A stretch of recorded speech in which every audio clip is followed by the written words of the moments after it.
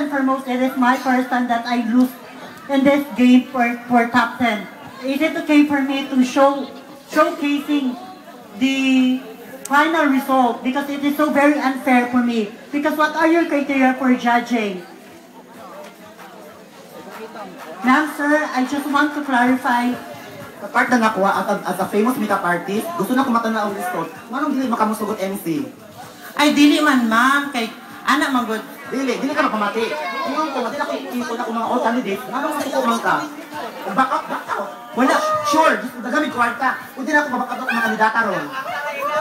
Nagtaro nito anak diya, ha? Kasi bastos na itong duha. Actually, we're here.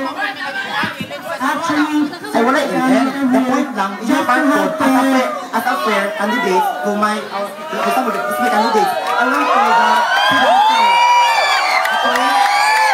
Go, Jag! Go, Jag! Hello.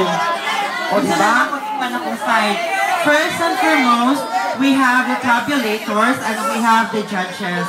So whatever happens in the competition, we have judges who choose the top 10 and whoever will go beyond, will go through the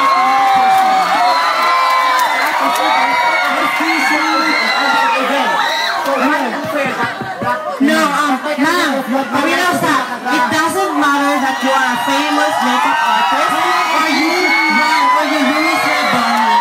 Because that's not the most important thing that we have to consider. We have judges and we have tabulators here. Yes, you can see it later. No, it's the later. I want to see right now.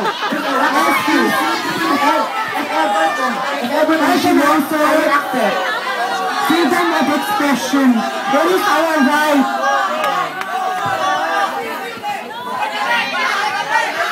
That is our right.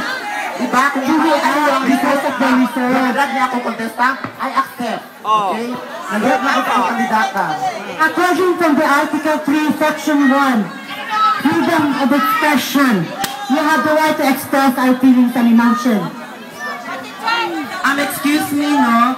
Ang sakuan ng manggod kani anak nga ka Miss Diego na Mr. Diego nga okay mo back out ni karon, so it's your choice to back out. So ni anak lang ko nga okay, you can back out, ma'am. Ay nga na akong gi-answer. Wala ko nagpinamati, ma'am. I respect you a lot because you are a famous makeup artist as what you have said. Okay, thank you so much for joining and happy